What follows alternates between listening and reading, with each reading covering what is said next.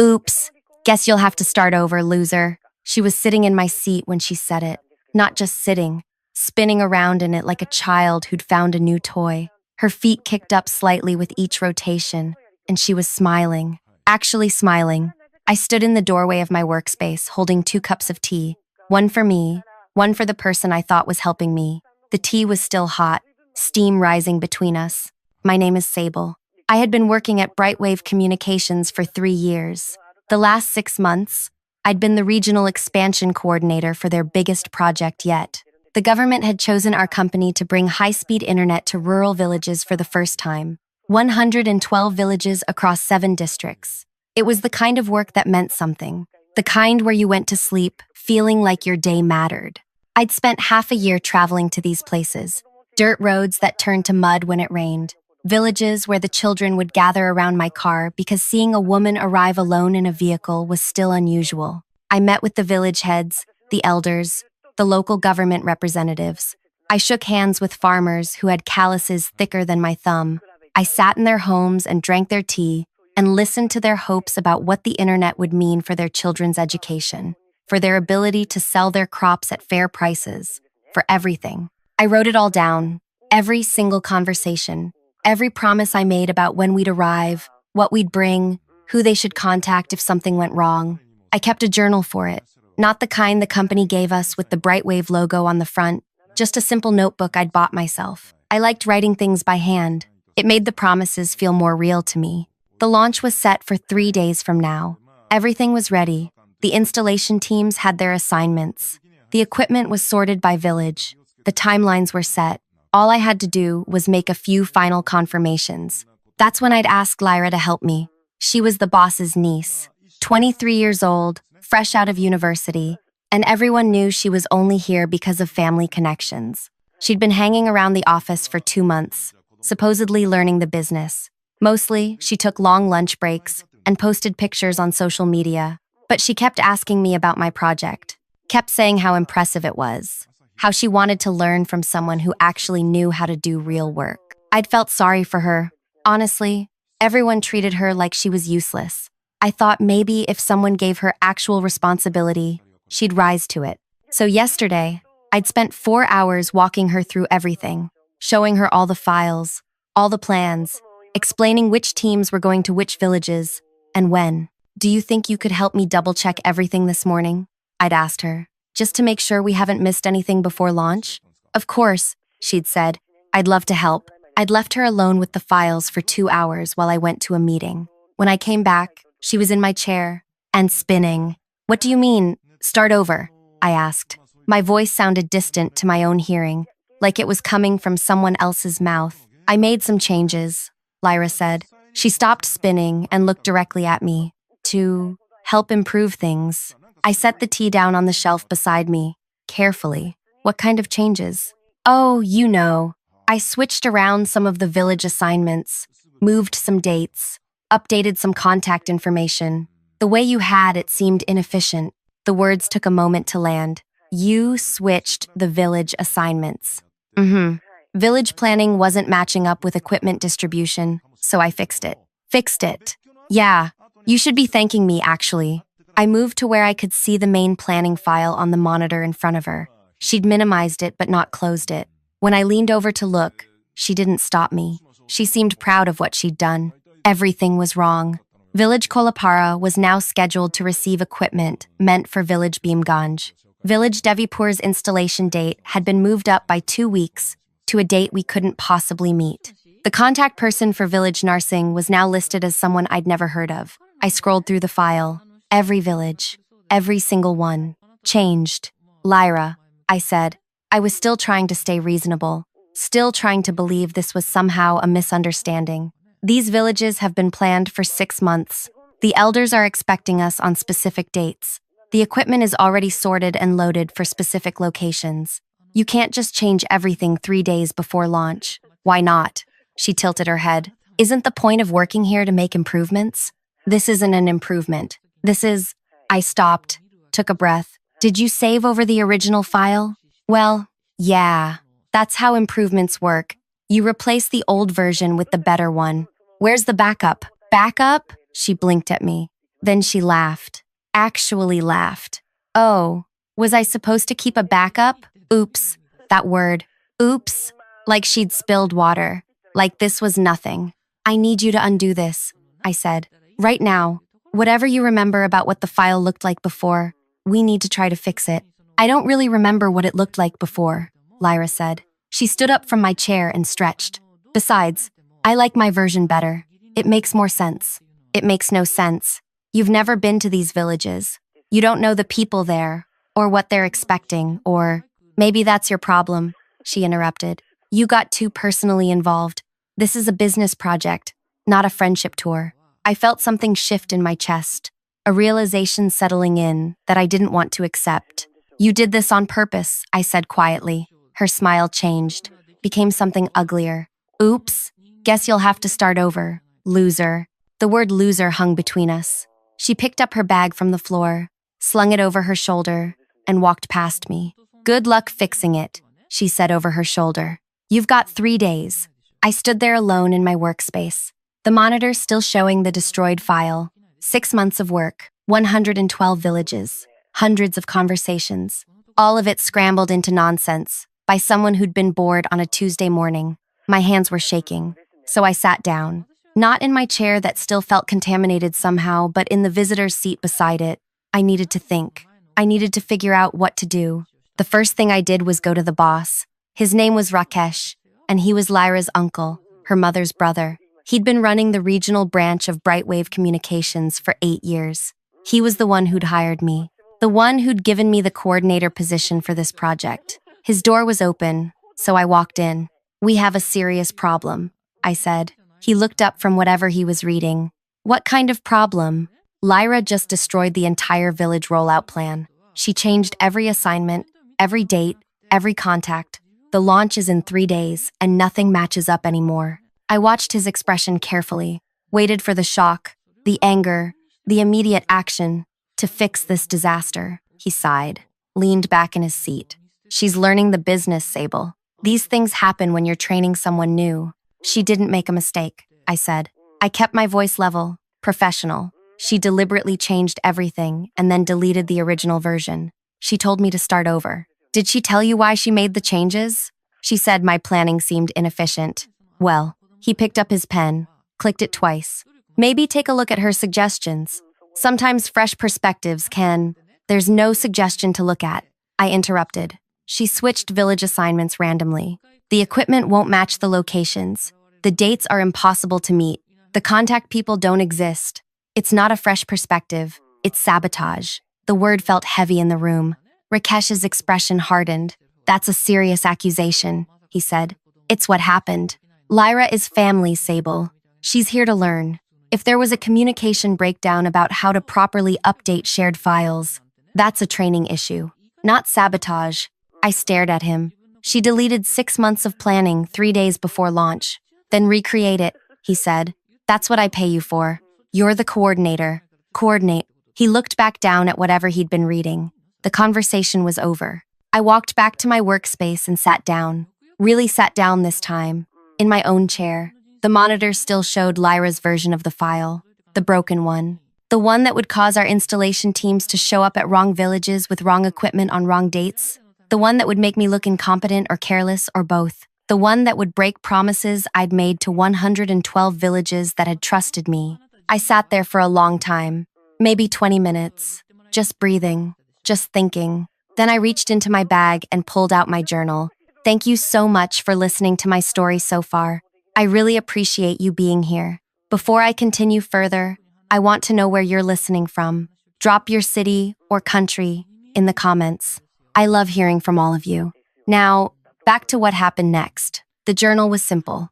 Brown cover, pages filled with my handwriting. 6 months of notes. Not the official company version with proper formatting and approved templates.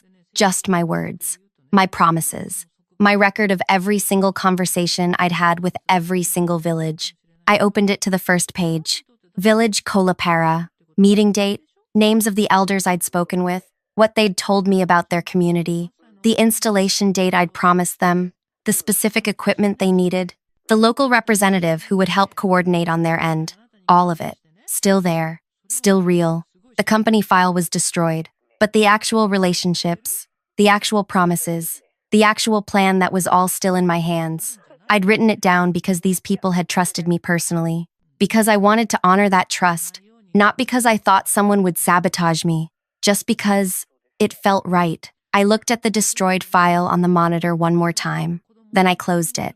I didn't try to fix it, didn't try to recreate it, didn't stay late that night trying to salvage what Lyra had broken. I just went home. In my apartment that night, I made tea and sat at my small dining area with the journal open in front of me. The pages were worn at the edges from being carried in my bag for 6 months. Some had water stains from rain. Others had dust from village roads that never quite brushed off completely. I picked up my personal mobile and looked at the first number I'd written down. Village Kolapara. The elder's name was Bhuvan. He'd served me lunch in his home when I visited. His granddaughter had wanted to know if the internet would let her watch university lectures. I'd promised her it would. I dialed his number. It rang 4 times before he answered. Hello, Bhuvan uncle. This is Sable, from Brightwave Communications. We met 4 months ago about the internet installation. Sable. Yes. We are preparing for your arrival. 3 days, correct? I closed my eyes for a moment. That's why I'm calling. There has been some confusion at the company about dates and locations, but I made you a personal promise, and I intend to keep it. Can your village still be ready on the date we originally discussed? The one I told you when we met? There was a pause. The company is changing the date? The company has some confusion in their files right now, but I'm calling you directly because my promise to you was personal, not company to village, person to person. Can you be ready? We will be ready, he said. We trust you. End quote. Those 3 words. We trust you. Thank you, I said. I'll make sure everything happens exactly as I promised. I hung up and immediately dialed the next number. Village Bhimganj, then Village Devipur, then Village Narsing. Each conversation was similar. I explained there was confusion at the company. I reminded them of the original date I'd promised them personally. I asked if they could still be ready. Every single one of them said yes. Every single one of them said they trusted me. I didn't tell them I was doing this from my apartment. Didn't tell them I was using my own money for the mobile bills. Didn't tell them that the company's files now showed completely different information. I just kept my promises. 47 calls over the next 2 days. Some villages I couldn't reach because mobile signals in remote areas are unreliable. For those, I sent messages with backup numbers. I asked village leaders to confirm with neighboring villages. I built a web of personal confirmations that had nothing to do with the company's destroyed files. At work, Lyra kept watching me. She'd walk past my workspace and glance at my monitor, clearly trying to see if I was panicking, if I was desperately trying to recreate the files she'd destroyed. I wasn't touching the files at all. I did my other regular tasks, answered messages from team leaders about equipment shipments, confirmed vehicle bookings, acted like everything was proceeding normally. On the second day, she stopped beside my workspace. How's the fixing going? I didn't make you one. It's handled, I said without looking at her. Really? Because I noticed you haven't updated any of the planning files. I said it's handled. She laughed. That same laugh from before. You're going to fail so badly. I can't wait to watch. I turned to look at her directly. Is that what you want? For the project to fail? I want to watch you fail, she corrected. The project doesn't matter to me, but seeing you scramble and panic and eventually get blamed for everything, that's going to be entertaining. Why? I asked. Simple question. What did I do to you? You exist, she said. You walk around here like you're important because you got assigned some big project. Everyone talks about Sable and her village work. Sable who cares so much. Sable who's so dedicated. It's annoying. You needed to be reminded that you're nobody special. She walked away before I could respond. Not that I had a response. You can't argue with someone who hates you for existing. The morning of launch day arrived. The installation teams left headquarters early, loaded with equipment, following the routes and schedules from the company files. The files Lyra had changed. I didn't go with any of the teams. Normally, the coordinator would travel with at least one group to oversee the initial installations, but I stayed at headquarters. I said I needed to monitor all the teams from a central location. Really, I just needed to be there when everything fell apart. The first call came around noon. Rajan, one of the team leaders. His voice was confused when I answered. Sable, we're at Village Kolapara, but there's nobody here waiting for us. The equipment we brought doesn't match what they were told to expect. They're saying they weren't scheduled for today. What date were they expecting? I asked. 3 days from now. And different equipment. They're very confused about why we're here. Understood. Let me check the files and get back to you. Similar calls came throughout the afternoon. Teams arriving at villages that weren't expecting them. Equipment that didn't match what had been promised. Dates that were wrong. Contact people who didn't exist or had never heard of the project. Every installation failed. Not a single one succeeded. By evening, Rakesh was furious. He called everyone into the main meeting area. All the team leaders who'd returned. All the coordinators. And me. Someone explain to me, he said, his voice tight with anger, how every single installation today was a complete disaster. The team leaders looked at each other. Finally, Rajan spoke up. The information we were given was wrong. Villages weren't expecting us. Equipment didn't match. Dates were incorrect. Everything was confused. Rakesh turned to me. You prepared these plans. I prepared the original plans 6 months ago, I said. Those plans were changed 3 days ago. By who? I didn't say anything, just looked at Lyra. Everyone turned to look at her. She was standing near the back, and for the first time since this started, she looked nervous. I made some improvements, she said, to make the plans more efficient. Efficient, Rakesh repeated slowly. You changed village assignments, equipment distributions, installation dates, and contact information 3 days before launch to make things more efficient. Yes, without consulting the coordinator, without understanding the 6 months of relationship building that went into those plans, without knowing anything about these villages or what they'd been promised. Lyra's face was getting red. She should have been able to adapt.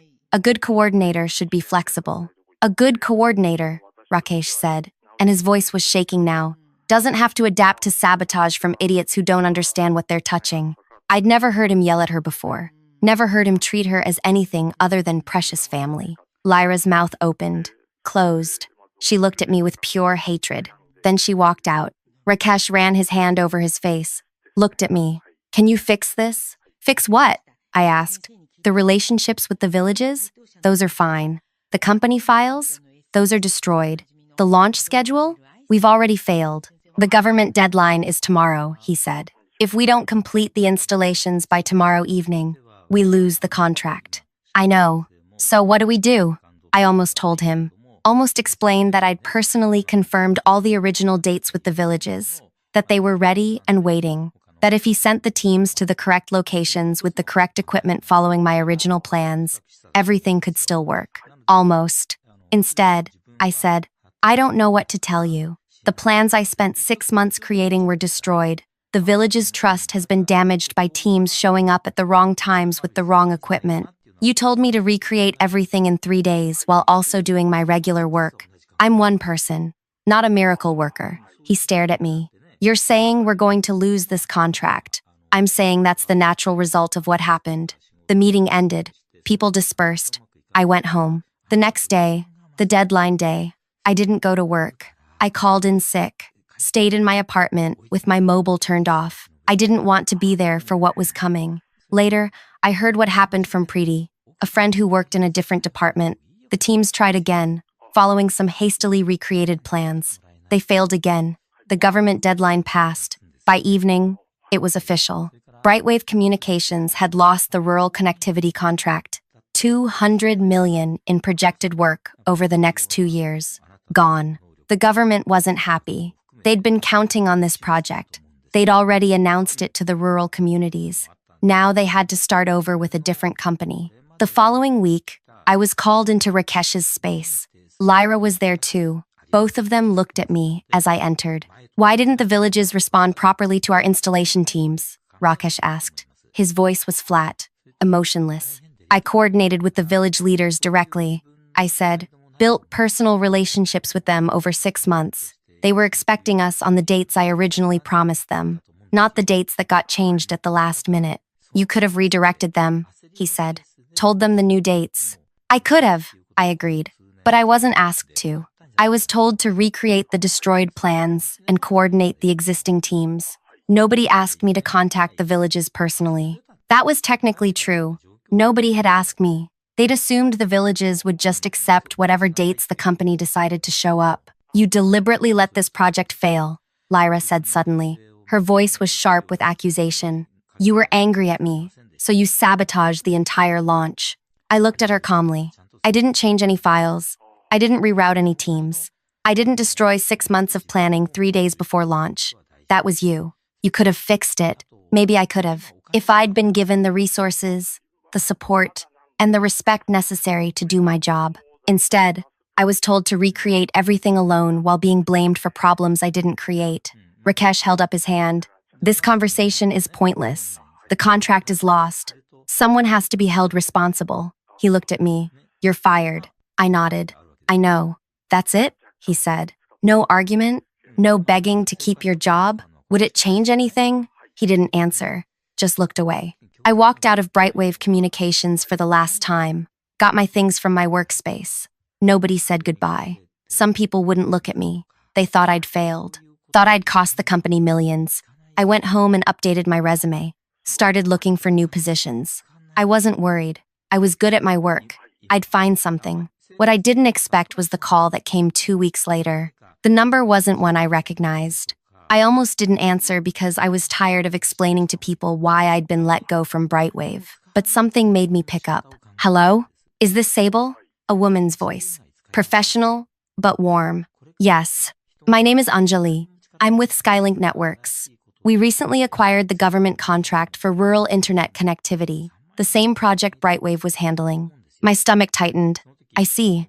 We've been reaching out to the village leaders to introduce ourselves and establish timelines. Interesting thing happened. Every single person we spoke with asked about you, by name. They said they wouldn't work with us unless you were involved. I sat down slowly. They said that? More than that. One village elder, Bhuvan, spent 20 minutes telling me how you kept your promise to him personally, even when your company created confusion. How you called him directly to make sure his village would be ready. How you were the only person from Brightwave who treated them with genuine respect. I didn't know what to say. When we investigated further, Anjali continued, we found similar stories from 47 villages. All of them specifically requested you. Some said they'd rather wait for a different project than work with anyone else. I just did my job, I said quietly. No, you built trust, real trust, the kind that doesn't come from corporate protocols or official meetings. That's rare. We need someone like you. She paused. We're offering you the same coordinator position for this project. Same villages, same work. But with Skylink, you'd have full support, actual resources, and 20% higher pay than what Brightwave was giving you. 20% higher. I'd been with Brightwave for 3 years and never gotten more than a standard annual increase. When would I start? I asked. How soon can you begin? I started at Skylink Networks 1 week later. The project was delayed by 6 weeks because of Brightwave's failure, but the government understood that proper coordination takes time. They were more interested in doing it right than doing it fast. My first day, Anjali introduced me to the team. This is Sable. She'll be leading the rural connectivity coordination. The village leaders specifically asked for her, and after reviewing her previous work, we understand why. Give her whatever support she needs. No questions about whether I was capable. No suggestions that I needed supervision. Just trust. I opened my journal again, the same brown-covered one with 6 months of notes, and I started making calls. Bhuvan, uncle. It's Sable. I'm calling from Skylink Networks. We're taking over the internet installation project. I want to confirm the original date I promised you. Are you still ready? Sable. Yes, we are ready. We told the new company we would only work with you. I heard. Thank you for that trust. I won't let you down. The same conversation happened 112 times. Every village, every leader, every promise renewed. This time, when installation teams went out, they went to the right villages with the right equipment on the right dates. This time, the village leaders were waiting with welcome ceremonies. This time, children gathered to watch the equipment being set up, excited about what it would mean for them. This time, everything worked exactly as planned. The project took 4 months to complete. Every installation successful, every village connected. The government was so pleased they started discussing expansion projects with Skylink for other regions. I was in my workspace, updating the completion reports, when Anjali came by. The government wants you to coordinate the expansion, she said. 5 more regions. Double the villages. Are you interested? Yes, I said without hesitation. Good. We're promoting you to senior coordinator. Another 25% increase. You'll be building your own team. I thought about my tiny workspace at Brightwave, how I'd done everything alone, how asking for help was treated as weakness. Thank you, I said. You earned it, Anjali replied. Those village leaders didn't recommend you because they felt sorry for you. They recommended you because you're exceptional at what you do. 6 months after joining Skylink, I heard through former colleagues what was happening at Brightwave. Lyra had been quietly transferred. No official announcement, no explanation. Just moved to some administrative position in a different branch where she processed routine paperwork and had no contact with actual projects. Someone told me she'd complained to her uncle about the transfer. He'd apparently told her she was lucky to still have a job at all. Rakesh was still running the regional branch, but the loss of the 200 million contract had damaged his reputation badly. The main headquarters had started questioning his decisions, started requiring approval for things he used to handle independently, started treating him less like a successful branch manager and more like someone who needed supervision. I heard he'd tried to win back some credibility by going after other big government projects. He was always underbid by competitors, always missing out. The word in the industry was that Brightwave's regional branch was declining. People were leaving. Clients were switching to other providers, including, eventually, some of their biggest clients who switched specifically to Skylink because they'd heard about the rural connectivity project, about how smoothly it had gone, about the coordinator who'd built real relationships instead of just processing transactions. One afternoon, I was at a government meeting about the expansion project when I saw Rakesh. He was there trying to pitch Brightwave for a smaller regional contract, something that would have been beneath his attention a year ago. He saw me too. Our expressions met briefly. He looked older, tired.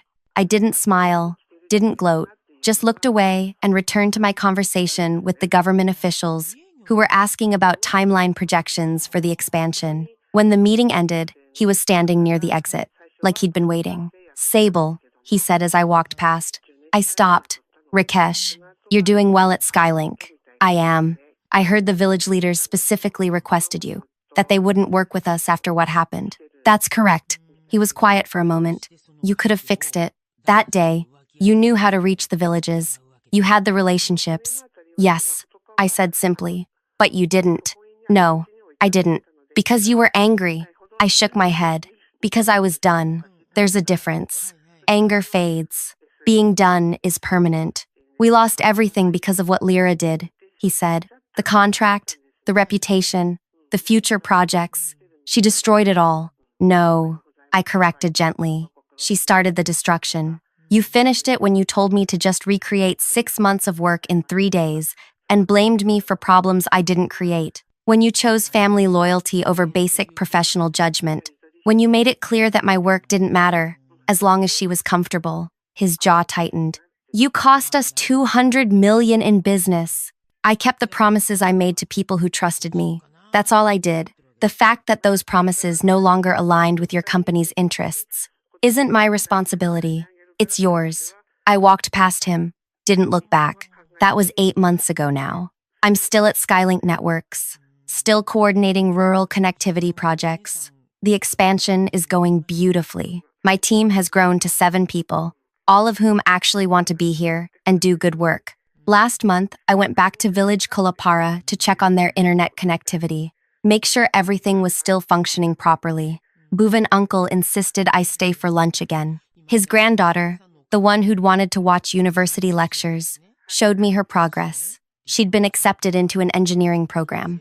Online classes supplemented with local tutoring. Because of you, Bhuvan said. Because you kept your promise. Because you trusted me, I replied.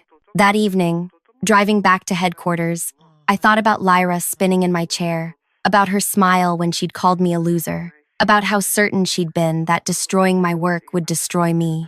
She'd been wrong about what mattered, wrong about what could actually be destroyed. Files can be deleted, Plans can be changed, jobs can be lost, but promises kept, relationships built on genuine respect, trust earned through consistent action, those things live in people, not in systems. You can't sabotage them by changing files. You can't destroy them by manipulating company politics. Lyra had wanted to watch me fail. Instead, she'd watched me walk away from a place that didn't value my work into one that did. She'd wanted to prove I was nobody special. Instead, she'd created the circumstances that proved exactly how valuable I was. Sometimes, the best outcome isn't defeating someone. It's outgrowing the space where they tried to diminish you. It's building something better while they're still tangled in the mess they created. I don't know what Lyra's doing now. Don't particularly care. I heard she eventually left Brightwave entirely, moved to a different city. Maybe she learned something. Maybe she didn't. Rakesh is still running that branch, still watching his numbers decline, still trying to rebuild a reputation that gets harder to salvage every quarter. And me? I'm coordinating the connection of 237 villages to the internet, keeping promises, building trust, doing work that matters. That's not triumph. That's just life continuing past the moment someone tried to break it. The tea had gone cold that morning when Lyra spun in my chair. I'd set it down and never picked it back up, left it there, on the shelf. I wonder if it's still there. Probably not. Someone would have thrown it away eventually, cleaned up the space for the next person. But the journal I'd kept, the one with all the promises written by hand, that's still with me. Still has those same water-stained pages and dust that won't brush off. I keep it in my workspace at Skylink, not because I need it for reference anymore, because it reminds me what actually matters. Not the systems, not the files, not the corporate structures or family connections or political games. The people, the promises, the trust, everything else is just noise. Thank you so much for listening to my story all the way to the end. It means everything to me that you stayed through all of this. If this story moved something in you, if it made you feel anything at all, please hit that like button. Share your thoughts in the comments. Tell me about times you've had to choose between what's easy and what's right. And subscribe if you want to hear more stories like this, because I have plenty more to share. Thank you again, really, for listening.